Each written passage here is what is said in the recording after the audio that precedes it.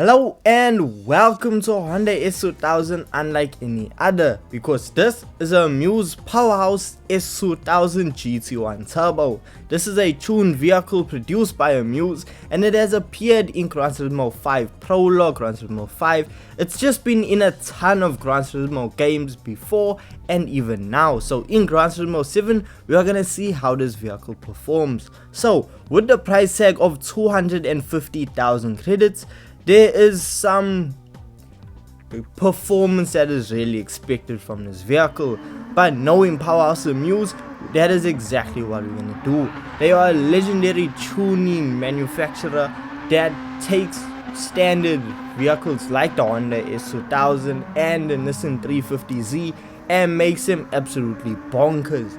Now with the knowledge that Amuse possesses, they have the know-how for tuning the S2000 for any application, from winding mountain roads to all circuit runs. The Amuse S2000 is absolutely fast and the GT1 Turbo is the pinnacle of it. So the design of the unique full body kit was actually created through the cooperative developments with Polyphony Digital. While the Amuse was trying to add the looks of the S2000, they had the opportunity to work with the developers for Gran Turismo 7, finding the perfect collaboration and to honor and really make the S2000 absolutely unique. So the vehicle is no slouch at all, with Amuse receiving the base F20C engine. They enlarged it to 2.3 liters combined with a GT30 Pro S turbine. The turbo modification really just made the performance absolutely shoot through the roof. The vehicle now produces 616 brake horsepower with only a weight of 1,120 kgs. So when you take it out onto track, you really get to experience a lot of power. So what we are doing now is taking it around Kyoto Driving Park, and if you didn't notice, the massive aero parts on this vehicle, it allows us to take corners incredibly fast. And if you flip the traction control off, well, you are able to still get the vehicle to slide out. This is a super fun, super lightweight vehicle that is perfect for running around circuits. Now the only problem is when you want to use this for events, it's not technically a road car.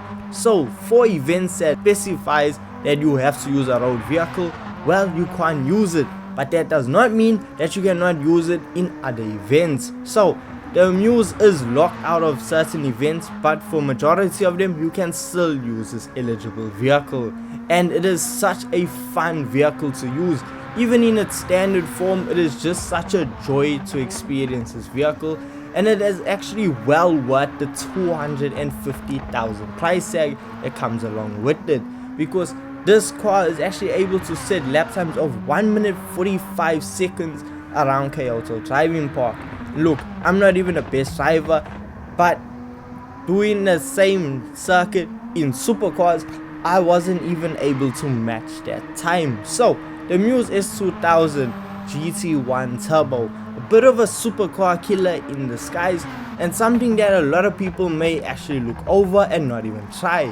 Now when it comes to, let's just say you want a bit more out of your Amuse S2000, well, in fact, when you head on over to a tuning shop, you can do absolutely nothing. Well, you can upgrade the tire compound and the transmission, but that's it. There's no way to actually up the performance of the Amuse S2000. That is, unless you head on over to GT Auto and engine swap the Amuse S2000 GT1. Yes, this can actually receive the engine swap out of the Group 2 Honda NSX, which means it's gonna have great fuel efficiency and tons of power. In fact, when you actually engine swap it, your power level is actually gonna decrease, because you're going from 616 brake horsepower down to 603.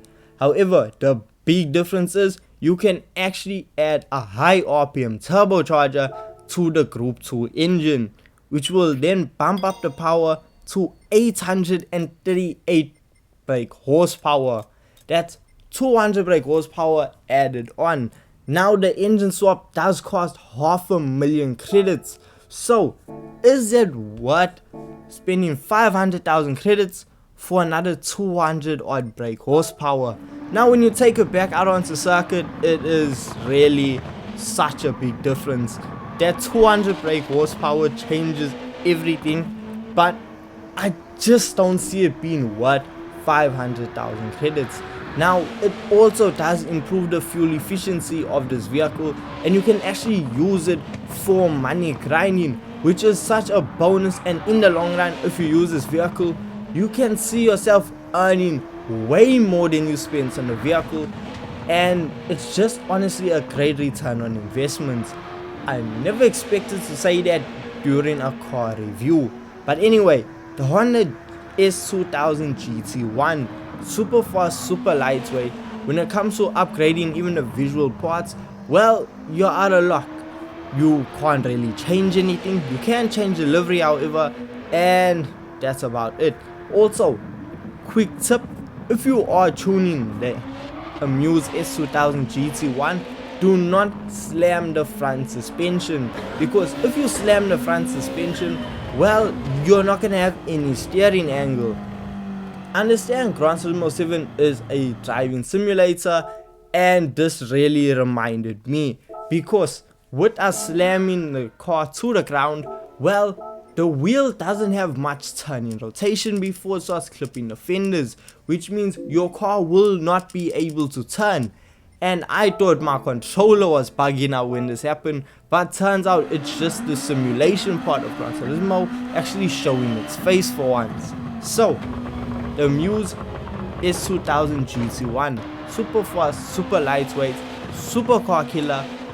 However, you can't use it in every race, but you can use it for some money grinding events. I took around the WTC 700 around them one, and it was an absolute dream, a piece of cake, and I genuinely loved the experience. So in total, you're spending over 750,000 credits for a Honda S2000. Now that is very steep, and look, it's a really good engine swap, and if you have the money, please by all means try it out. You can find the car in Brand Central, so it's available whenever you want. It's a really good vehicle. Now I'm not gonna tell you, oh my word, this is a must-have, you have to try this vehicle out. It's a good engine swap, and if you have the change lane around, try it out, and you might actually find out you have a new favorite engine swap. So with all this being said, I hope you guys do go and enjoy this video. Don't forget, leave a like and subscribe for more Gran Turismo 7 content, and I'll see you guys in the next one. Peace.